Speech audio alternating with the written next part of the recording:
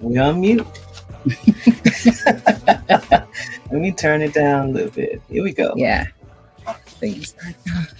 Oh, I'm supposed to go first. Oh my God. Okay, sorry. Welcome everyone to Partners in Compassion, the special segment brought to you by the Georgia Medical Cannabis Society. I'm Yolanda, the co-founder of GMCS, joined by my other co-founder, Angela. Hi, and welcome. We're here to announce a groundbreaking partnership that promises to bring significant advancements to medical cannabis care in Georgia. Thank you for joining us today. Now, before we meet our special guest, let's take a quick look at what makes Fine Fettle a standout in the community. We have a short video from their Connecticut location showcasing their impactful work. All right, I'm going to go ahead and click it on in just a second. Here we go. When Fine Fettle in Manchester opens its doors on Friday, it will mark a very special first in Connecticut. It's Connecticut's first equity joint venture, which is a partnership 50-50 between an existing medical operator, us Fine Fettle, as well as our social equity partners. People from communities that were most impacted by the war on drugs. This is a very, very, very, very, very small step in making right on the war on drugs. Kennard Ray is the CEO of the Manchester location. He grew up not far from there in Hartford, in one of the state's poorest zip codes, and spent time in prison for drug and gun-related charges when he was younger. And he's spent years fighting for others like him to get second chances. The path to even get to a place like this has been very, very long. And for me, that story includes a fight to make sure that, everyone has this opportunity. When Connecticut legalized recreational marijuana, it made it a point to give people from those disproportionately impacted areas the opportunity to take part in the industry.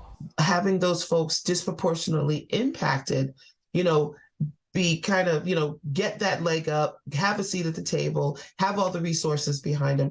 It really is the only fair and equitable thing to do. But it also cleared thousands of low-level cannabis possession convictions and ensured that the money made from adult-use cannabis sales goes back into those communities as well. As part of this legislation says that we will reinvest in the communities, not just in the people. The state's Social Equity Council is offering loans and education to help get business owners started. And Friday's grand opening is the first of many more like it to come this year. This is a actual living, proven example. Change could happen, right? And I want this location to do numbers, like break records and break barriers. Reporting in Manchester, Gabby Molina, Fox 61, Connecticut's news station. Wow. That's what I'm talking about. I know, that was amazing. Just like it's that work. Oh, it gives you hope, doesn't it? It does. And I'm looking forward to us getting to that point here in Georgia, really. And I think that these collaborations that we'll have will do that, actually. So let's welcome him in. Oh, yeah, he's been waiting for a minute. Hello, hi. It's our pleasure to now welcome Judson Hill, president of Fine Fettle, Georgia, into our virtual studio. Welcome, Judson. Thank y'all. Nice to see you, Angela and Yolanda. Appreciate you having me. Yes. Oh, what am I doing? I'm on the, hold on. All right. We're both in here now. Appreciate you. Okay. Justin, we're thrilled to have you here as we announce our partnership. Can you share a bit about what this means for Fine Fettle and the community and the communities you serve? I'm sorry. Yeah, no, of course. Thank you for having me, and excited to be here and partner with y'all. I'm born and raised in Atlanta, so the start of this medical program is really exciting for me. I know it's been years in the work, but getting cannabis to the patients of Georgia, and like you said, eventually expanding that to, broader medical conditions, working towards a more recreational market, doing all the types of social equity developments that we're able to do in Connecticut is really the future.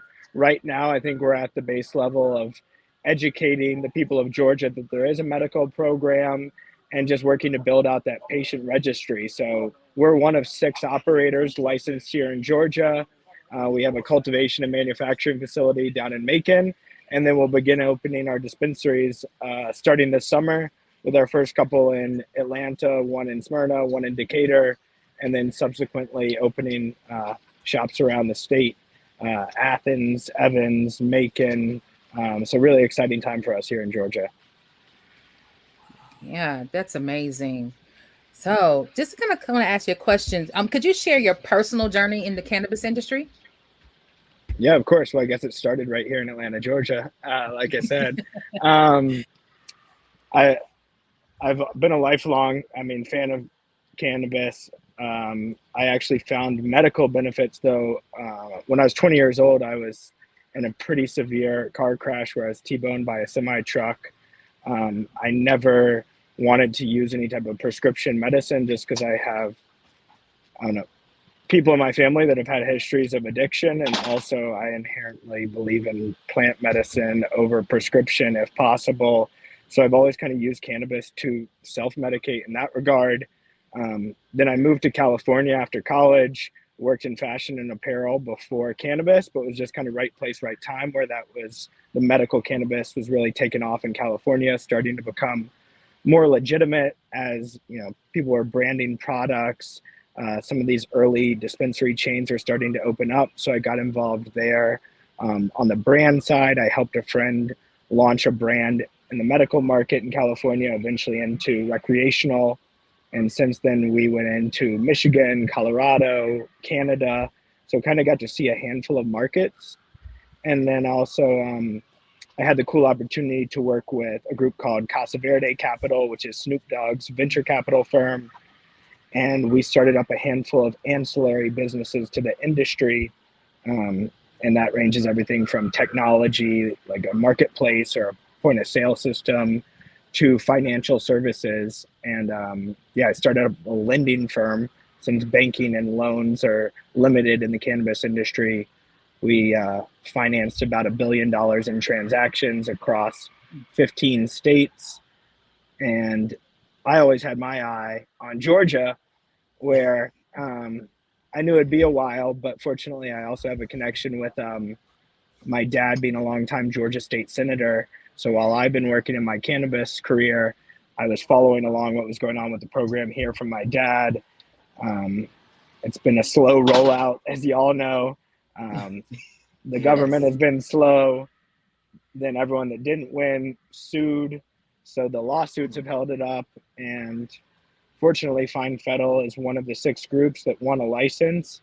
As you saw in Connecticut, we've really put a focus on that medical work and just advocacy for the patients in Connecticut, where we're based out of. Then we've also gone into Massachusetts.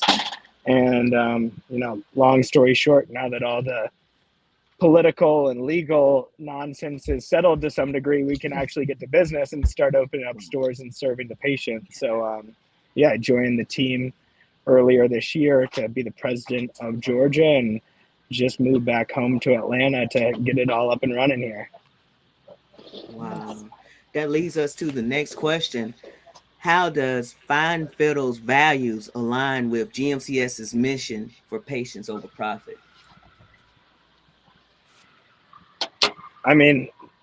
First and foremost, we need to advocate at the Capitol and just to the people of Georgia that there is a medical cannabis program, with our ultimate goal being how can we make it as easy as possible for patients to get their medical cannabis card and then get access to the products. So for us right now, that's just simply opening our stores, driving awareness to the program, whether it be telemedicine as an option to make it easier for people to get access to cards that either don't have a doctor close by them that will prescribe or don't have the ability to get to one. Make it, more doctors in the community familiar with the program so we can get more docs actually prescribing cannabis. That's really our focus right now, to build out the registry and just the ease of access to the cards, and then kind of on us to create just high quality products that I frankly haven't seen here in Georgia yet. We're bringing in some top talent from other states like California, and from our team up in Connecticut and Massachusetts, to really have some effect-based products that are a total game changer from, a lot of what's out there, both in the medical market and on the hemp CBD side as well. That's wonderful. Yeah, looking forward to that as well. And one final question we have for you here: what can our audience expect in terms of access and educational efforts from this partnership? Yeah, I mean, education is key. So we're excited to work with groups like y'all as we're kind of building out partners within the community, and then our also educational track. I'm sure you saw the big news yesterday where the DEA finally acknowledged that they'll be rescheduling cannabis from Schedule 1 to Schedule 3, which I think is, I mean, it's big for a lot of reasons, but within the medical community, Schedule 3 is, on the level of steroids, codeines, other types of prescription drugs. So it's just helpful to get the buy-in from the doctors that cannabis is medicine in the regards of other types of products that they're open to, and then educate them on, what types of products work well with what conditions, how to speak to their patients about it, and then educate the patients on, I mean, as you all know, being patients within the program yourselves, what types of products work best for certain ailments. I just feel like there's a general lack of knowledge, I mean, in the world as a whole, because it's been, stigmatized and there hasn't been proper research that we've been able to do on it, but especially here in Georgia where the program is so brand new. So really leaning on people like y'all to help share the knowledge that you've built up, and then hopefully we can amplify it and provide a place for people to actually buy those products. Well, we actually have oh, I'm sorry. Oh, you're fine. Yeah, we actually have Mr. Stanley Atkins, one of the members. He's over at Veterans Affairs here. He's in the green room right now, so I can add him on in if he has some questions, because it looks like we're moving kind of swiftly now, because I know since you mentioned that stuff, let's see, Stanley, are you ready? Yeah. Okay, great. Yes. I'm getting ready to add Stanley in now. Yeah, and what he actually said that you had on the screen, I mean, patient and physician education is paramount and will help grow the program. It really will. And that's something that we know that there is a lack of that education here. One, the stigma that's been around, the propaganda that's been placed out there for over these years. I mean, who all haven't seen Reefer Madness? I watch it as a comedy sometimes. That is because it is. We do too. It's like, I cannot believe, especially the one when someone jumped out the window. I was like, I have never. So I think we probably need to have a viewing of Reefer Madness. Just a comedy night, right? Comedy night, right? Yeah, so, but yeah, welcoming Stanley to the stage here. Hi, Stanley. Good evening, everybody. Thanks for having me on. Thanks for taking the time to, make this announcement. It's huge for patients because sticking to the script, it's always been patients over profit, and it's going to continue to be patients over profits. We can't base our work off what other people do, but we know what we can do here in Georgia. Yes, absolutely. Yes, know we have Nellie in the green room now. I'm not sure if she's going to have. Good to see you, Stanley. You too, Judson. Yeah, let me just see. Hi, everyone. Nellie.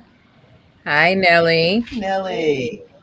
I recently downloaded this OtterBox thing, and for some reason, it's killing my camera. So, yeah, that's okay. We're still glad to have you here as part of the GMCS team in welcoming Judson and Fine Fettle with this partnership, which I think is going to be great for Georgia, great for the patients. So I know we're all really looking forward to this partnership and what we're going to be able to do to add patients to the registry and really get the people the help that they need. So really looking forward to what we're going to be able to accomplish. All right, we have another one that's in the green room. Let's bring her in. Part of the GMCS Action Team Coordinator. Did I say that? Yep, the Action Team Coordinator. All right, Miss Christina Flores. Hey, y'all. Here with them. Hi.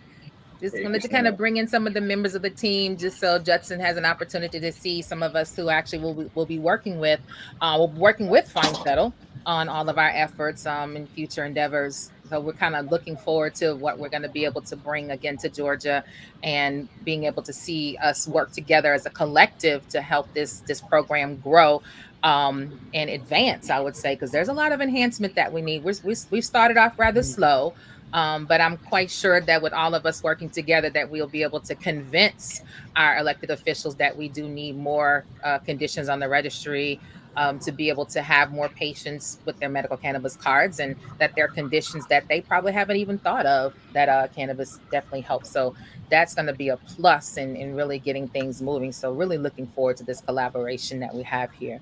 Does anybody else have any questions for Judson while we're here? Christina, I think you had something. No, I didn't. Oh, I'm sorry. But hey, it's nice to meet you, Christina. Yes, good to see you. I'm excited about this. Yeah, me too. Excited to work with y'all. I didn't have a question, but I did want to make a comment. And Yolanda, it goes back to our previous conversation today, and working with organic brands, but brands that stick true to the mission. When you shared the video with me earlier, it was my first time seeing it. And it's a big difference between talking about what your company is going to do during the licensing process, making all these open-ended promises about what your brand's going to do and help the communities. And it's a big difference between those owner-operators who actually do it. And so it gives me positive reassurance when you're working with strong brands. It's also working with reputable brands and people who stick to your core values. Because there's a lot of brands out there. There's a lot of potential collaborations, partnerships.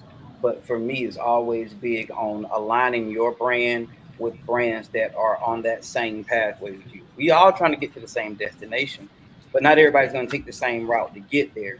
And unfortunately, here in Georgia, especially from the patient education side, the only people who have suffered during this licensing and litigation process are patients. We've had patients who are no longer with us. We've had patients who no longer even believe in the program. And that is why it gives me positive reassurance that we are still boots on the ground. Again, like she said, we are grassroots. And if anybody's ever played golf and seen a beautiful green, they know it didn't start like that. It started from seeds that had to be watered and continuously watered. So we're going to continue to allow these resources to pour into us so that we can continue to pour into those who need it the most. And that is patients in need. I'm sure we all know, we've done a lot of research. The average patient that needs it, that can't get it, is the barrier to access is financial for many of them. I'm a disabled veteran. We have lots of disabled veterans. We've learned that many veterans, even in states that have a medical program or adult use program, oftentimes they just physically can't afford it. We have learned during this process that most people that have long-term or lifelong illnesses, many of them are unemployed or underemployed. And that's where programs like this come in. We're not saying that they're lazy, because a lot of people would like to point fingers. No, these are people that need help. And unfortunately, as the cannabis industry grows and we see adult use grows, in a lot of states, unfortunately, it has meant the almost destruction of their medical program. So this makes me feel good knowing how much work we have to do. But we learned that, we're laying that foundation to where it's not going to be as hard going forward. It's going to go back to being fun, because it's been very stressful, especially during the legislative session. And it feels good to work with a brand who's in line with that. Yeah, no, 100%. I mean, to your point, Stanley, what I hope we can bring is lessons learned from other states and what to do and what not to do. I mean, it's taken a long time for Georgia to roll this out, but hopefully the silver lining is in that time, we've seen that play out in other states, so we can do it better and we can do it right. Also for me, having worked in those states, it's like what parts of those programs actually developed out as they should, whether it be, social equity, even from the government level. Some states have talked about it, but it hasn't actually come to fruition. It's not just on the operator side, it's on the political side as well. And then, just my passion for Atlanta and the actual communities that I was born and raised in. I mean, I really want to activate the community, serve the patients, but also empower the people with jobs. I mean, cannabis is a huge job creator across the country. And I mean, we have a facility open in Macon, Georgia, probably the biggest industry to come to Macon in a long time. We're hiring people down there. We're hiring people at all of our stores. So just want to, both help get medicine to the people, but also empower the communities from a career perspective as well. All right. Nelly, do you have something? We're just really excited to, embark upon this partnership and all that it can do for not only medical cannabis here in Georgia, but allowing patients access to the vital medication they need. So we are just, overwhelmed with joy to proceed with this partnership. So thank you. Thank you. Thank you. So, yeah. I mean, also one other thing, I guess I know we touched on kind of there's the advocacy and there's the patients and there's us as a business, but on the legislative level, I know y'all have been working there for the past few years. Well, still lots of work to do, where I think we all want to get the low THC oil moniker removed so we can, have a legitimate medical program that allows us to do flower, vape, edibles, all the products, because a lot of this is a chicken or the egg thing of what's going to move the needle to get more patients on board is broadening the conditions, but also making it more attractive where, there is the traditional market, there are the hemp products. So it's like, why would a patient want to go through the legal medical channels? And I hope the answer is because it's tested quality product that's made here in Georgia and it's the safest medicine for the people. But if that makes it more expensive or not as potent as some of the other stuff, it's kind of a hard way to position the products when you could get cheaper products or stronger products, but they might not be as safe or tested. So yeah, to add on to that, that's the thing with flour. Like me, I need all forms of ingestion to treat my condition. And right now the dispensaries just don't have flour, the vape, or anything like that, so that we would be able to manage all of my conditions.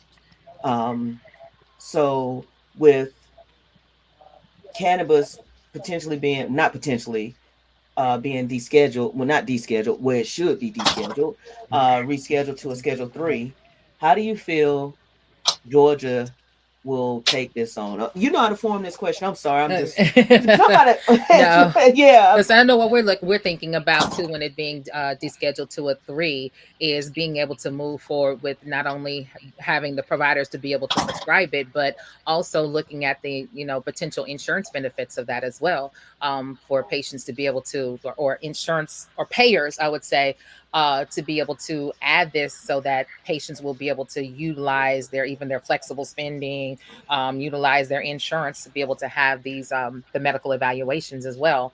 So that's kind of what I'm looking at, and also with insurance, maybe paying a portion of that, so they're only having to pay their co-pays when they're under the medical program. So that's what I'm looking forward to, and hoping that we can actually get there with this descheduling at that. So I see some pluses to it.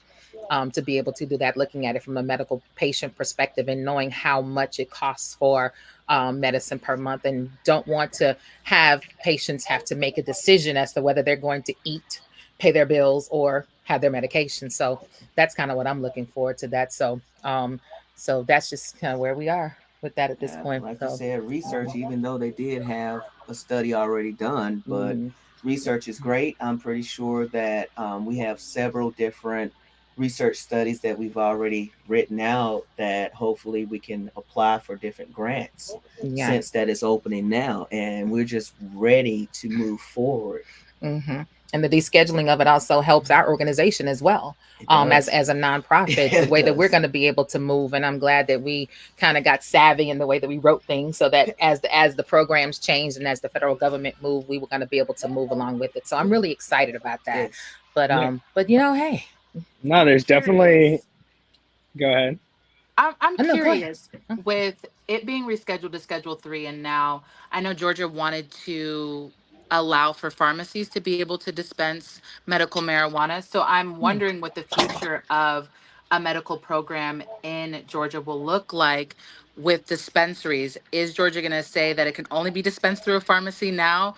When I'm thinking of this from a advocacy perspective and us working towards legislation, I feel like there's something we need to do to protect dispensaries to ensure that Georgia doesn't say, hey, you know what, all flour can only go through a pharmacy, and now it's backed up by the DEA saying that it's rescheduled. So I obviously don't have the answer to the question, but I think that it's important to do work to make sure that we're protecting dispensaries and growing the medical program and not just letting it be handed to pharmaceutical companies. No, I think that's a great question, and I mean, I can't predict the future there, and I'm not a lawyer, but I've been following this for a while, and my dad, like I said, was a state senator here in Georgia. And to the pharmacy question, I always found that to be difficult to actually execute on. I mean, maybe it was a noble idea in Georgia's mind or whatever the reasoning was, but the pharmacies are governed by, federal government licensing. And as long as it's an illegal drug, in their opinion, you couldn't do that. Even with this rescheduling, one, it will take a long time, and two, cannabis still isn't FDA approved or what have you, so that doesn't change that. And some people I frankly think it's more of a conspiracy theorist, think that the rescheduling is bad because that's going to push it all through the pharmacies. I think that's kind of a jumping the gun, because there's a lot of things that would have to take place to get there. So a long way of saying, I don't think that changes us selling cannabis through the dispensaries versus the pharmacies here in Georgia and in other states. I would anticipate we stay through the dispensaries for the foreseeable future. Thank you for that. That's just my thought. I had no promises there. No. Right, of course. And I like that. I like that concept, especially keeping it with the dispensaries, because that's where the knowledge is. And then, with the dispensary, they would have more time to be able to consult with those patients when they're coming in. So having it at a dispensary, I think, would be the best to keep it at that level at that point. So did you have something? Did somebody try and say something? Was that you, Nelly? Or no? Okay, I thought I heard someone. Okay, gotcha. But yeah, that is great. I'm looking forward to this partnership. Yeah, definitely. But definitely want to thank Judson. I'm sorry, Judson, for this partnership in the Fine Federal. And I know we kind of come to the end of our journey right now with this conversation, and want to thank all our GMCS partners for showing up and being here with us today to welcome Judson and Fine Federal into the fold, I would say. So thank you.